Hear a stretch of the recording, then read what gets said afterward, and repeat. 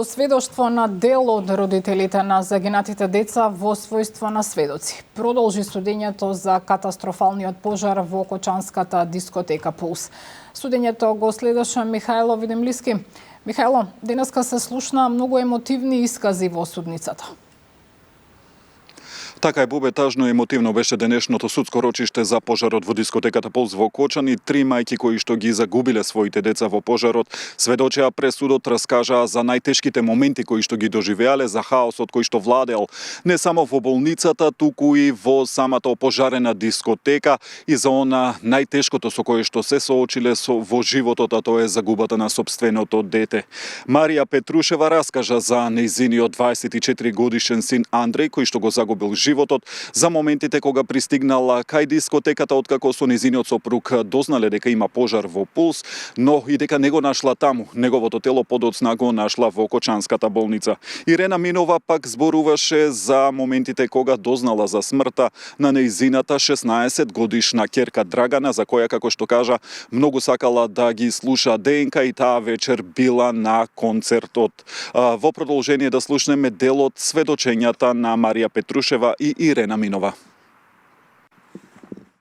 Пред дискотеката имаше премногу тела. Сопругот се упати во дискотеката да ги бара, а јас се наведнав да ги превртувам децата за да видам дали некој од синовите е тука. Го барав Андреј, оти за Кристијан ми рекоа дека го виделе. Кога стигна во болницата, таму ме дочека уште поголем ужас. Цел ходник беше со легнати деца на подот, на клупите, исцрнети до непрепознавање, некои изгорени. Кога го најдов другиот син Кристијан во една соба, тој ми кажа дека не успеале да го спасат Андреј. Животот ми е поделен напред и после 16 март. Во овој момент можам да кажам дека завидувам на една личност која е најодговорна за смртта на моето дете. Оти неговиот син е до него, а мојот не е до мене. Кога стигнавме таму, беше тажно да се гледа како млади детски животи се борат за сопствениот живот. Во близина на диското го видов Михаил, синот на газдата. До него стоеше полицаец, стоја и гледаа додека деца извикуваа и бараа помош. Ако сите кои сега како што викаат помагале, немаше да има ни една жртва. Помагаа само оние што починаа. Ја барав мојата ќерка и после го видов сопругот стоеше покрај неа. Мислев дека само е онесвестена зашто на неа немаше видливи повреди. Откако ја однесовме во болница, свативме дека веќе била почината.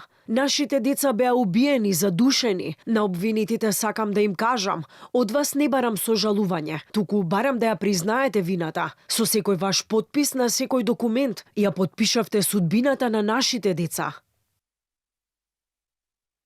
Останатите родители кои што беа присутни овде во судницата во Идризево низ плачење ги следеа раскажувањата на нивните сограѓани, односно мајките кои што сведочеа денес.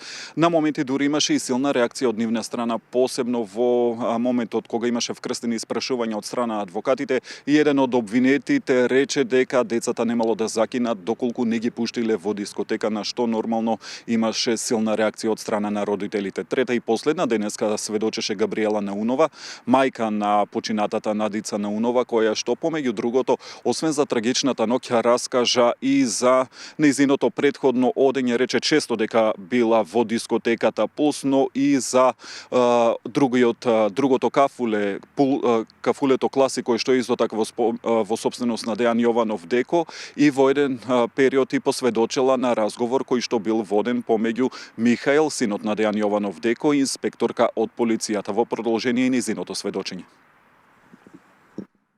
Кога пристигнав таму вечерта, видов пожарникарско возило, а не и пожарникари. Дури кога на неколку полицајци им реков да ми помогнат да го качиме детето во колата, тие не сакаа, бидејќи Пулс беше единствената дискотека во Окочани. Таму излегуваа многумина од тие што седат тука. Излегуваа инспектори од полиција, градежни инспектори и градоначалници. Има слики секаде од Ратко Димитровски. Никогаш не помислував дека така работела дискотеката. Лично ја имам видено таму и инспекторката Христина Николовска. Таа и Михаил, синот на газдата Деко, и во мое присуство разговараа. Еднаш кога бевме во другиот локал Класик, Михаил ја прашуваше Христина дали вечерта ќе има рација во дискотеката. Таа му кажа дека вечерта ќе има овде во Класик, а не во дискотеката Пулс.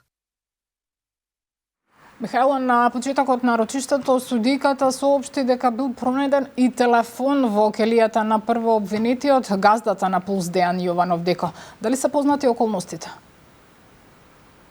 За сега нема повеќе детали, Бубе, околу ова информација која што со јавноста овде на самиот старт на судењето ја сподели судиката Дијана Груевска и Илиевска, рече дека само во келијата при претрес на Дејан Јованов Деко бил пронајден мобилен телефон, но и освен опомената, таа кажа дека доколку во иднина се случи такво нешто, ќе му забрани посети од страна на негови блиски да го посетуваат во притвор. Сосема за крај, Бубе, да кажам само и дека следно рочиште за овој случај веќе е закажано за 14 јануари, кога треба да има 5 сведоци, односно лица кои што копната ноќ се нашле во дискотеката Пулс. Студио. Ти благодарам, Михајло Видимлиски го следеше денешното судење за пожарот во Кочанската дискотека Пулс.